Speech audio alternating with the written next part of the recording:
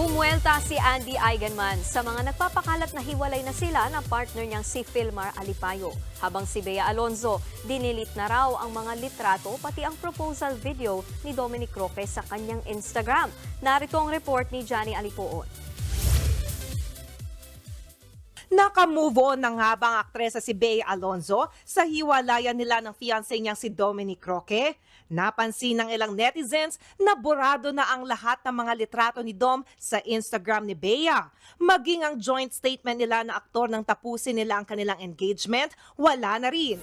Gayon din ang video noong nagpropose sa kanya si Dom last year. Sa kanya namang latest Instagram post, looking fresh and pretty si Bea sa bago niyang short hairstyle. Marami ring fans ang nag-comment na suportado nila ang aktres sa mga isinampa niyang kasong cyber libel sa showbiz columnist na sina Christopher Min at OG Diaz. Kagabi lang nang sabihin ni Nay Christie na haharapin niya ang mga kaso sa korte. Bumuelta naman si Andy Eigenman sa mga nagpapakalat ng chismis na hiwalay na sila ni Filmar Alipayo. Nagugat yan sa mga IG post ng aktres sa bakasyon nila sa Japan kasama ang tatlo niyang anak. Hindi nakasama dyan ang partner niyang si Filmar na sumailalim kamakailan sa isang medical procedure para silipin ang kanyang puso. Kaya duda ng ilang marites, hiwalay na raw sila. Pero itinanggihan ng aktres sa kanyang latest IG story at nagbiru pa na ang internet na raw ang nagdesisyon sa kanyang buhay. Pati tuloy ang partner niyang si Filmar, napapost na rin ng mga litrato ni Andy sa Instagram bilang patunay na ongoing strong pa rin sila. What do you want from me? Bingo? Sorry, Ling.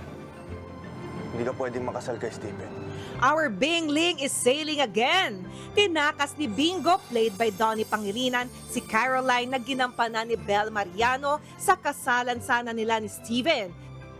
Pag hindi ko nagawa to, Ling, hindi ko mapapatawad sarili ko. Mahal kita. Mahal na mahal kita. Si Ling medyo pakipot pa sa simula.